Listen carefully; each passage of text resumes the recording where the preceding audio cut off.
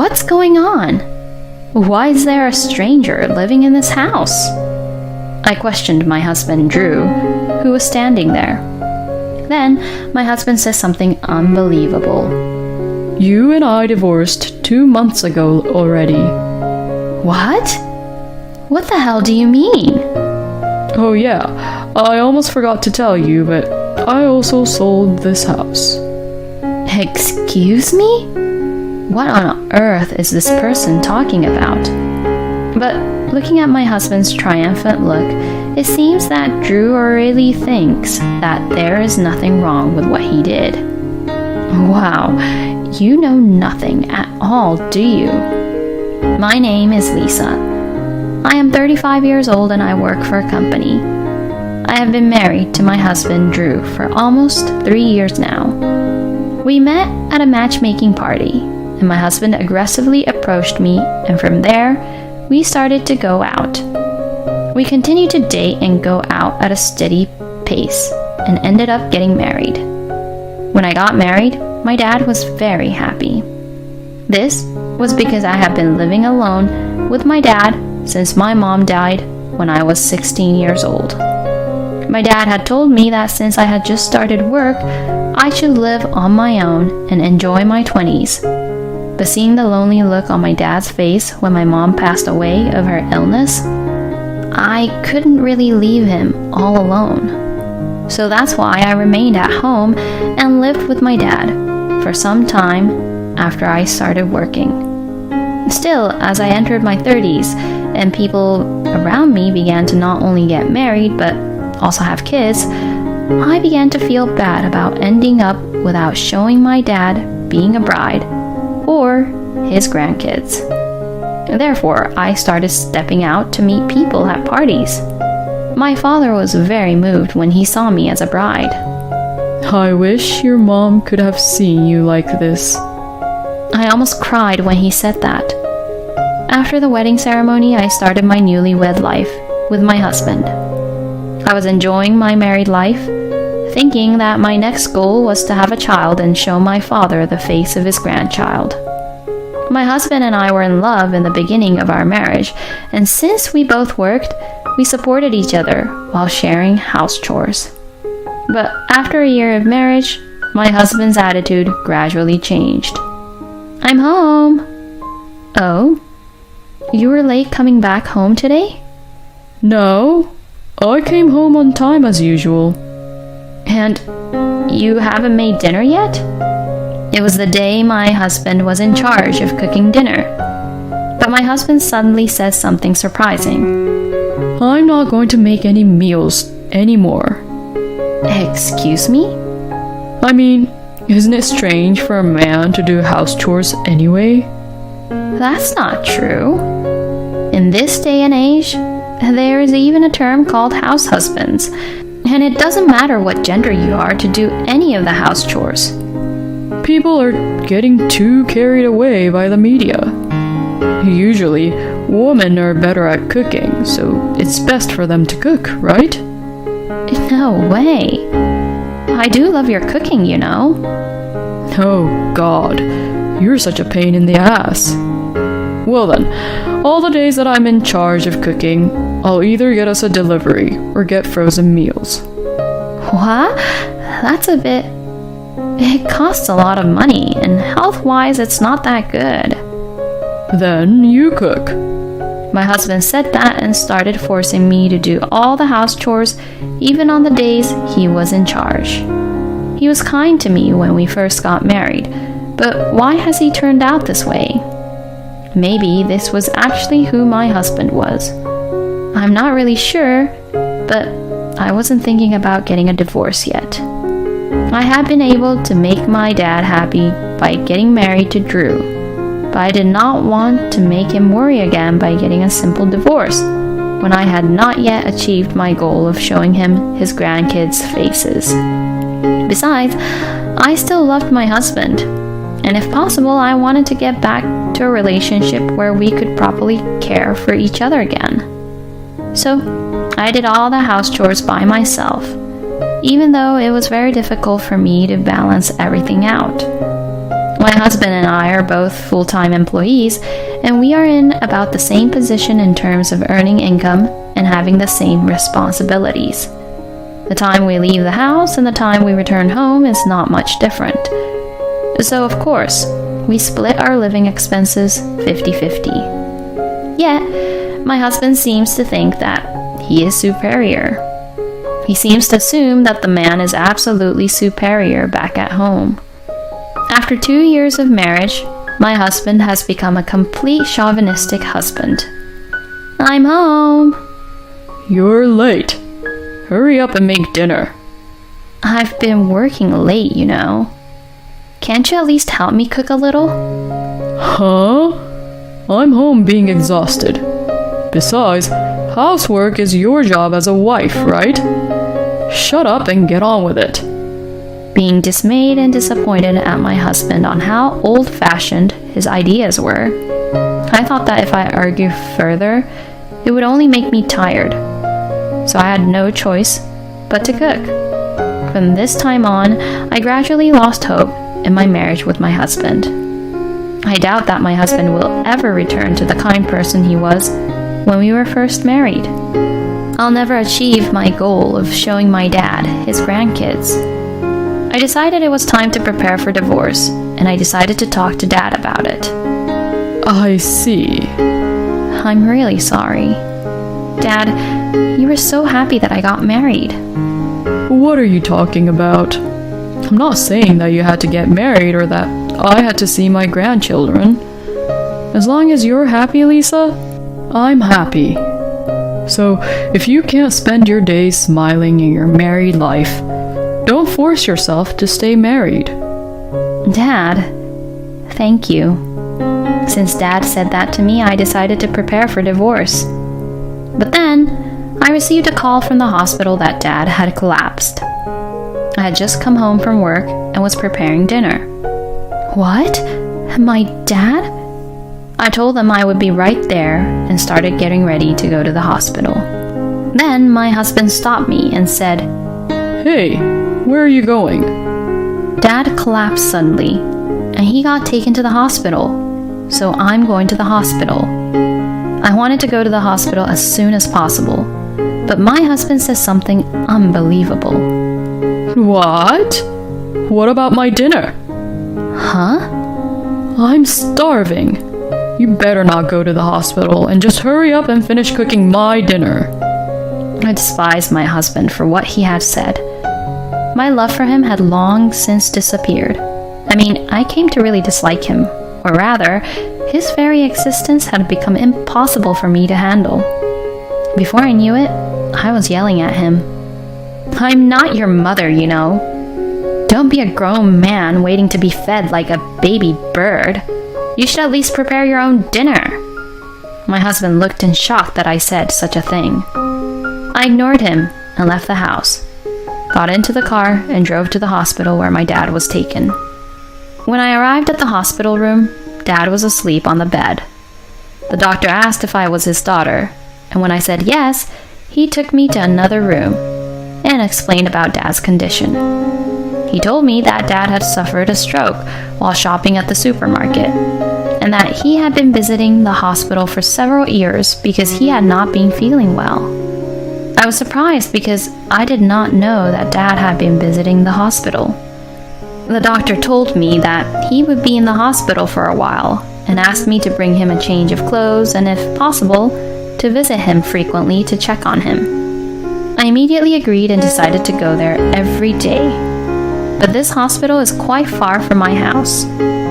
So, I decided to stay at my dad's house for a while because it was closer. But the problem was my husband. I could have divorced him at this point, but there are a lot of procedures and things that need to be done if that were to happen, so the timing is not right now.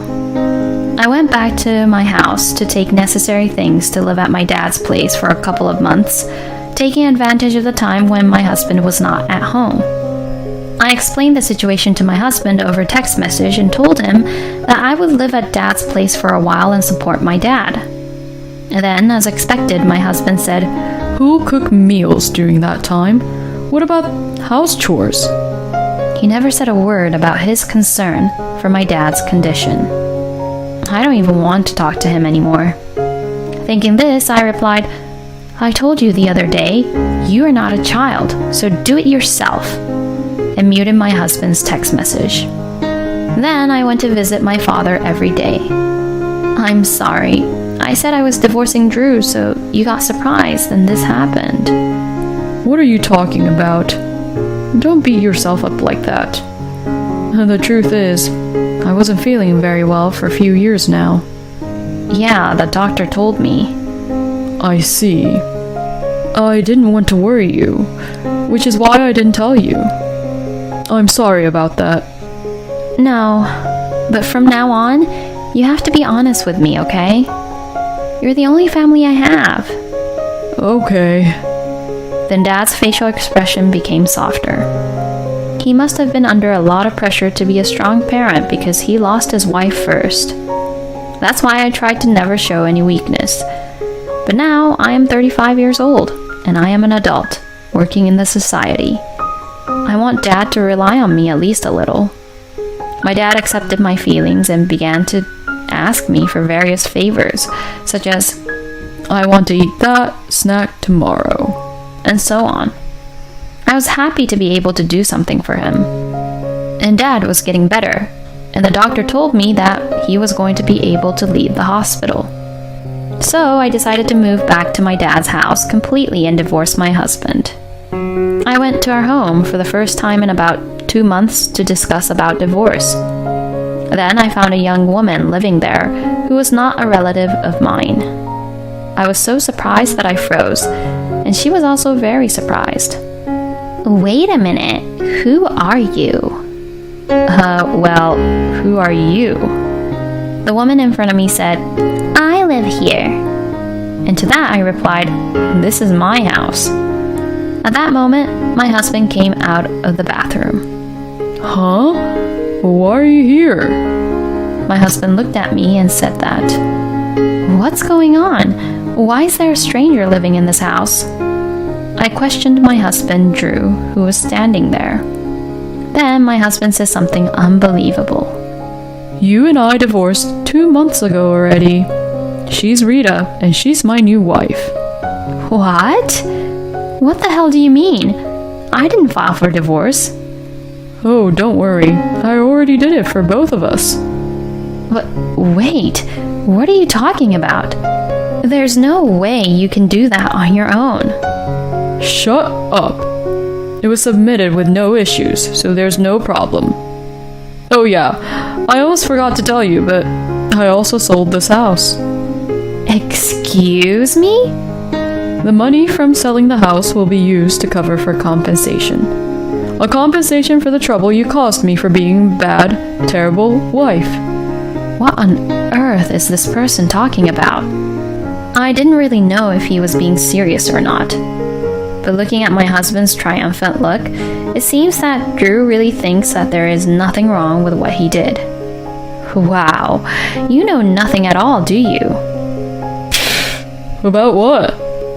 This house is jointly owned by both of us, you know? Yeah, I know that. That's why half of it is mine, right? You've been gone out of the house for 2 months, so that's as good as giving me the house, right? All the money from selling the house is mine, and you're a stranger now, so get the hell out. I don't have to tolerate this guy anymore. Fine. I knew no amount of explanation would help here, so I packed up my belongings, ignoring Drew and Rita looking at me with a victorious look on their faces. She's finally leaving, huh? Finally, the big baggage got out of my way. Let's use the money from selling this house to buy a car or go on an overseas trip. That sounds great. I want to go to Italy. Both Drew and Rita would say such things like that as I left. But just you wait and see. I didn't just go home to visit Dad at the hospital. I will do everything in my power to revenge them. 2 weeks later, I received a call from Drew. Oh, hey! What the hell is going on? Why do I have to pay $250,000 in alimony? This is impossible. My husband was intensely upset. I calmly explained to him, because what you did was fraud and adultery. You deserve to be charged that amount.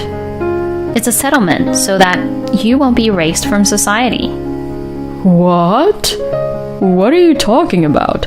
I never committed adultery. I remarried after you divorced me. There's no point in playing dumb like that. I had the investigating agency investigate about your affair while I was away from home. I know that you had an affair with that woman while we were married. And the divorce papers you filed on your own in the first place are invalid. What? No way. Drew apparently really thought that the divorce papers were valid. But since we have proof of Drew's affair, he understood that he would have to pay alimony. The crime of submitting the divorce papers without permission is also known as a forgery of a private document. In other words, it is a complete crime. If I file a proper notification to the police, you will be a criminal. Excuse me? Then you'll be fired from your job and won't even be able to find another job since it'll be in your records. Oh no. Well, if you prefer that, I'll cancel the settlement and file the report. Well, wait a minute. Okay. But even so, isn't $250,000 too much? That includes all the harassment I received from you, as well as the fees for your affair. So I get $200,000, which is half of the $400,000 you sold the house for, and $50,000 in alimony. No way. I'm going to be left with $50,000 in debt. So I can call the police then? But if I do that, I'm sure you'll lose more than $50,000 though. Oh, I got it. I'll pay you. Just don't do that. It's settled then. Thus, I officially divorced my husband and got all $400,000 of the money from selling the house. And since my husband said he couldn't pay in one lump sum, he decided to pay the $50,000 in alimony in installments. I told him that if he failed to pay the alimony, I would report the crime to the police, so the payment has been made without delay. Of course, I also requested alimony of $30,000 from Rita. Rita said that she too was charged such alimony, plus she didn't get the money from selling the house, and when she found out that my ex-husband was in debt, she immediately dumped him. So, Drew was left completely alone, living even poorer and paying alimony every day. But it was all his own fault, so I don't feel sorry for him. On the other hand, I had a lot of money, and my dad was out of the hospital and living well at home, so although my marriage was difficult, I thought it was a good thing in the end. I am also approaching my late 30s, and it is getting harder and harder to find new people. So, I am thankful that I have some savings. So for now, I'm going to live while working hard and cherishing the time I have with my dad. Thank you for watching until the end. Please subscribe to our channel. See you in our next video.